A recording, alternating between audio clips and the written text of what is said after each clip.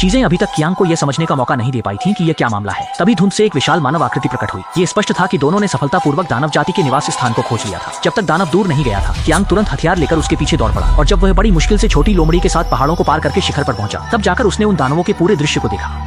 वे सैकड़ों मीटर ऊंचे थे और हर कदम में वे हजारों किलोमीटर पार कर सकते थे। यह देखकर यह बात और पक्की हो गई कि अगर वह इन जीवों पर सवार हो जाए तो वह पल भर में ही अपनी मंजिल तक पहुंच सकता है। लगातार पुकारने पर उनमें से एक दानव ने उसे देखा और फिर उसने अपनी इच्छा उस दानव को बताई, उम्मीद करते हुए कि वह उनके कंधे पर सवार होकर यात्रा कर सके। इस बात से अनजान कि ये समूह वास्तव में चांगे की भाषा नहीं समझे। बस एक पल में ही जूरेन ने हमला करने की मुद्रा बनाई और आदमी को दोपहर के भोजन के रूप में देखा। संकट की घड़ी में पास में खड़ी छोटी लोमड़ी तुरंत सामने आ गई और सीधे ही जूरेन को डराकर भगाया। हालांकि इससे क्यांगे की जान बच गई, लेकिन आदमी का मुफ्त में यात्रा करने का विचार भी यहीं समाप्त हो गया। अंत में दोनों केवल इसी तरह से दानव के पीछे पीछे चल सकते थे, धीरे धीरे आगे बढ़ते हुए। जल्दी ही वे दिन से रात में पहुंच गए और दुर्भाग्य से इस समय मूसलाधार बारिश भी शुरू हो गई। अच्छा हुआ कि ऊपर वाले ने दोनों को नहीं छोड़ा। उनके सामने अचानक एक महल प्रकट हो गया। अब जाकर कन्यांग को ठहरने की जगह मिली। आदमी का इरादा था कि सोकर उठने के बाद फिर से यात्रा जारी रखेगा, लेकिन जैसे ही सुबह की हल्की रोशनी हुई, एक भव्य वस्त्र पहने महिला अचानक कन्यांग के सामने प्रकट हो गई।